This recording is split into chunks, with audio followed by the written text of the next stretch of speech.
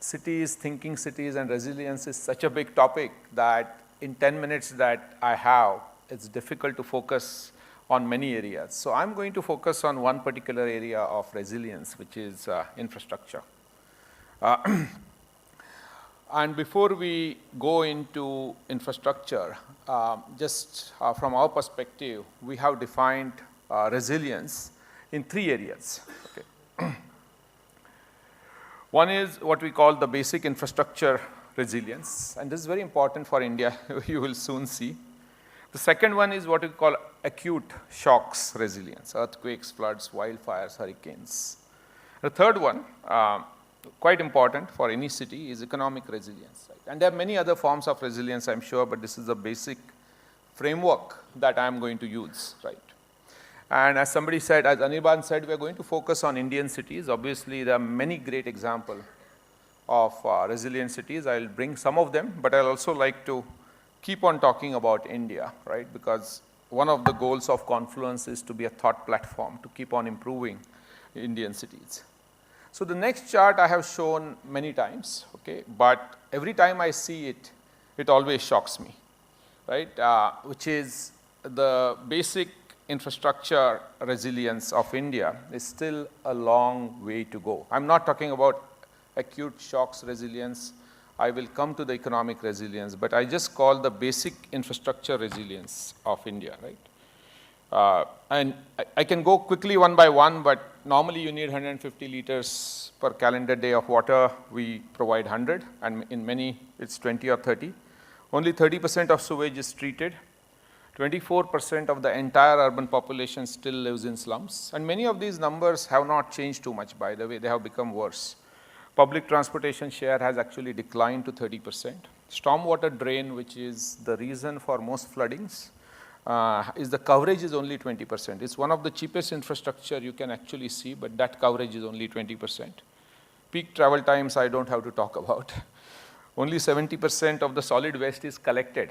I'm not talking about processed or treated.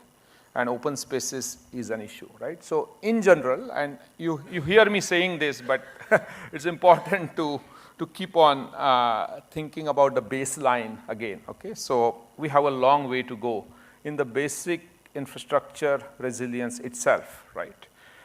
And this situation, as you would expect, as the population goes up, as urbanization goes up, is only expected to go worse, right? And again, I wouldn't go in all the numbers, but we had done a 2030 projection. This was in 2010, Mr. Nanda, so only 20 years later, not 50 or 60.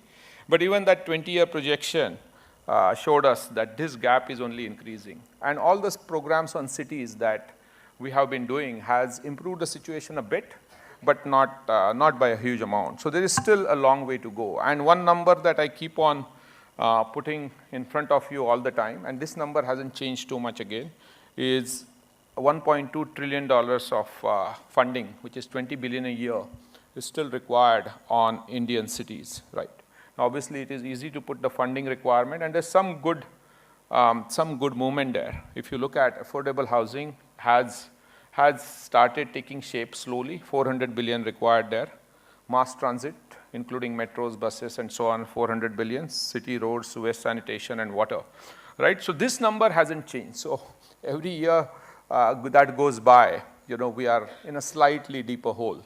I don't want to necessarily spread gloom and doom, okay, that's not the objective, but at the same time, we have to get our baseline, right. So the point on the first one, which is resilience in physical infrastructure, is to say that all types of physical infrastructure need to be done.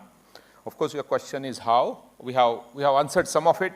Some of the answers are common. I'll come to that a bit, but it's still a long way to go. Now, if you come from basic physical infrastructure to what I call acute shocks, you can imagine that there the situation will not be too great anyway, right? So if you look at the acute shocks, and this is, of course, the worldwide data, just go to just a sec. The number of acute shocks, in fact, the disaster between 1980 and 1991, over 11 years, is the same between 2010 and 14. Okay, so the number and intensity of the natural disasters is just worsening. I don't want to talk about climate change and so on. There are a lot better people to talk about that. But just the frequency and the number has been going up. And these numbers that you see, the USD 18 is not $18, it's billions of dollars that this particular impact costed, right? Which is, if you look at Hurricane Katrina, it was 125 billion, right? If you look at the Haiti earthquake was 8 billion, right? And these are very, very, very large numbers, right? And they have, partly it's infrastructure, but partly it's the acute shocks that are coming in the whole system. So how do you plan for a city, to Mr. Nanda's point, not just for basic infrastructure, but also for acute shocks? And how do you take care of it is important. And if you plan it well, I'll just show you another chart, slightly difficult to read. This is the earthquake. This is 4 earthquakes in the world, okay? So the first one is in Haiti, 2011, 7.0 on Richter scale, okay? 230,000 people got affected, 2.4% of the population, okay? Nepal, 7.8 on the Richter scale, more than 8,000 people got affected. Chile, 8.8. And finally, Japan, 9.0, okay, on the Richter scale, no casualties, okay? Of course, a big disaster, but no casualties, right? So just the preparedness, and obviously you will say these are poor countries, these are rich countries. But if you look at the one below, which may be a little bit difficult to read, it was not just infrastructure. It was related to many other things, including early warning systems, right? There were 1,000+ seismographs. There are 1,000+ seismographs in Japan. There are public education models and so on. Comparatively, if you look at the Nepal one, new building codes were devised but never implemented, and so on and so on. So in addition to physical infrastructure, there are many other levers that one needs to use. But this just shows preparedness, which you will intuitively get, but just the data is so stark that impact is dramatically different based on preparedness. And therefore, the acute events need to be planned and prepared for. Since I was going to focus on the physical infrastructure, I'll show you some of the charts. There are some Londoners in the room. I hope what I'm saying is right. But if you look at a resilience example, London built the Thames Barrier, which has protected the city against flooding for more than 35 years. Okay. Yes, it costed $700 million, okay, but it's a dam type of example of how physical infrastructure really protects some of the, I mean not all, but some of the acute events. Okay, so this is just one example. Developed country, slightly more developing country, if you see, is Kuala Lumpur. Okay, again, and I have taken flooding as a single example, by the way, just to compare and contrast, right? So again, a 500 million total cost, a smart tunnel which is 6 miles long, which takes care of both flooding as well as transportation together. Very nice example of a resilience intervention through physical infrastructure. Costs money, yes, but really takes care of it. The design life of this tunnel is 100 years, right? And will protect Kuala Lumpur against flooding for many years to come. The third example, again, you keep on giving examples from outside India. This is one where we have partly worked on. And again, this is very early example, so I don't want, there may be detractors of new greenfield cities in the room. This is Amravati, the capital city of Andhra Pradesh. Again, flood, okay. Right up front, it is on the banks of the Krishna River, which is perennial. Okay, it's a 25 kilometers of waterfront, so really how to think through. So the flood management system was designed right from the start. What we call the blue and green infrastructure. Blue is water, green is vegetation. Okay, including the flood control reservoirs, bioponds, and vegetation. Sort of a combined thinking. Again, 2 points Mr. Nanda made, that if you think it, you can think it through, it can be done. And the cost of this was much lower than if you try to do it retroactively. So planning is a very, very important part, as you will see, and that's why the next page shows that in addition to physical infrastructure, there are 3 other levers, right? One is master planning and policy, as we talked about, social and community engagement, as we saw from Japan, and technology, right? I mean, analytics-based prediction, simulation, and prototyping, right? So all these things have to come together as you start thinking about resilience, right? My next chart is, so I talked about the second resilience, which is resilience against acute shocks. I'll come to one of my favorite topics, which is economic resilience, right? A country like India requires it quite badly. This number you have heard, we need 1 million jobs a year, million jobs a month, 120 million jobs over 10 years, right? And cities have to play a vital role. But this thing is actually forgotten. I think the role of cities in job creation is almost never discussed in India. And to my friends from outside India, this is a big disconnect, right? I'm sure many of you have been been to China. How many of you have gone to China? Okay.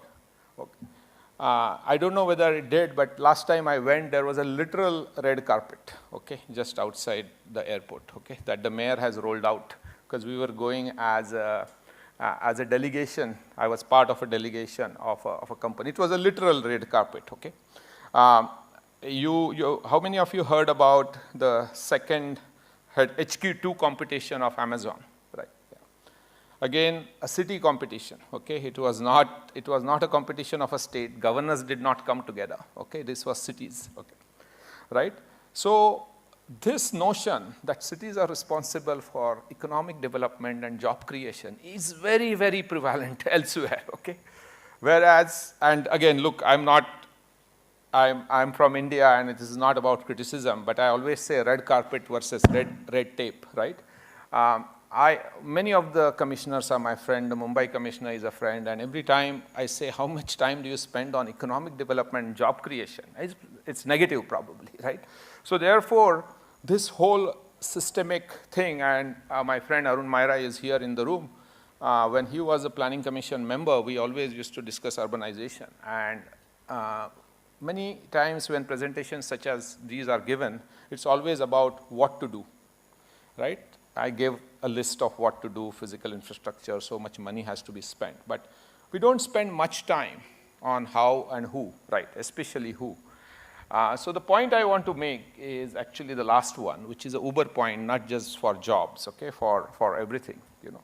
So I am happy with how the state governments are competing, okay, for investments and others. That system is working. So I feel that the second layer of the government is working. But what about the third layer, which is cities, right? I mean, 50% urbanization somebody talked about. I mean, we can differ on the numbers, but it's coming in the next 15 years, okay? Some people say India is already more than 40% urbanized, even though official numbers are 30%. A country which is 50% urbanized, should we be setting our cities free, right? I was with Mayor Bloomberg once talking about cities, and he said, I have run a company, I have run a city. Mind you, running a city is far more difficult, okay? In that context, can we set our cities free by empowering them? Can we set our cities free by letting the people elect their mayor directly? Oh, maybe a better question is, can we set our cities free where the citizens know the name of their mayor, right? Not just elect the mayor. Can we incentivize our cities by giving them 20% of the GST directly so that their economic foundation is secure rather than based on the doles or small amount of property tax that come, and so on and so on. Those of you who have heard me, this is one of my favorite topics, right? How do you set our cities free? I wish Dr. Prabhu was here.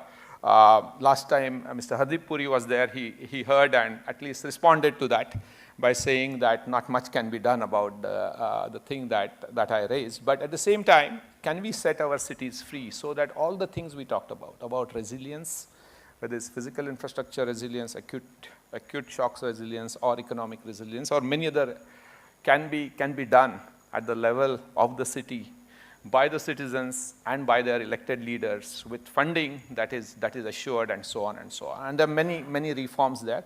But time has come to set our cities free by empowering them and by giving them the funding platform that they richly deserve. And in that, I think India sorely stands alone if you see the global examples. So if you remember only one sentence from this, it's this: can confluence help our cities set free? Thank you.